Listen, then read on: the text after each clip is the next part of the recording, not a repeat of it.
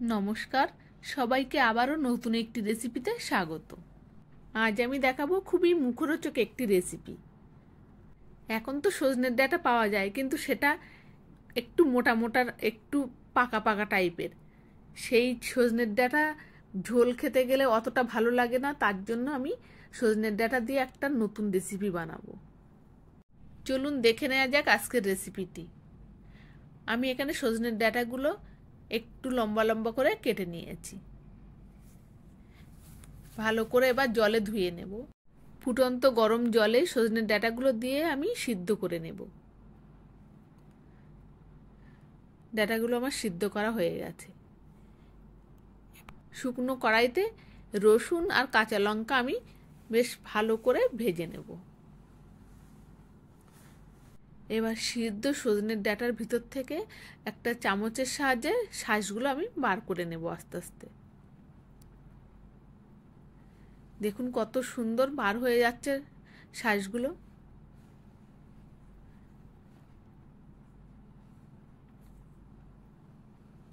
এইভাবে সব শাঁসগুলো বার করে নেব। আমার এখানে অনেকটাই হয়েছে শাঁস।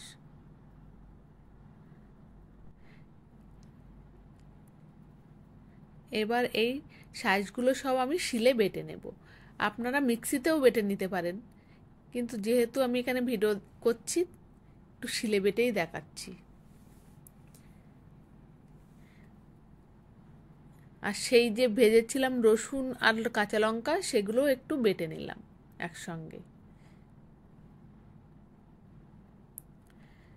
সিদ্ধ শাঁস বাটতে গেলেও একবারেই বাটা হয়ে যাবে, ব্লেন্ডারে দিলেও একবার ব্লেন্ডার চালালেই মানে পেস্ট হয়ে যাবে। এবার সর্ষের তেলে শুকনো লঙ্কা, কালো জিরে আর পেঁয়াজ কুচি ফোড়ন দিয়েছি। পেঁয়াজটা খুব বেশি লাল করে ভাজবো না, একটু ভাজা হয়ে গেলেই লবণ হলুদটা দিয়ে একটু নাড়াচাড়া করে নিয়ে শাঁসগুলো দিয়ে দেব। এবার খুব ভালো করে মিশিয়ে নেড়ে নেড়ে একটু শুকিয়ে নেব।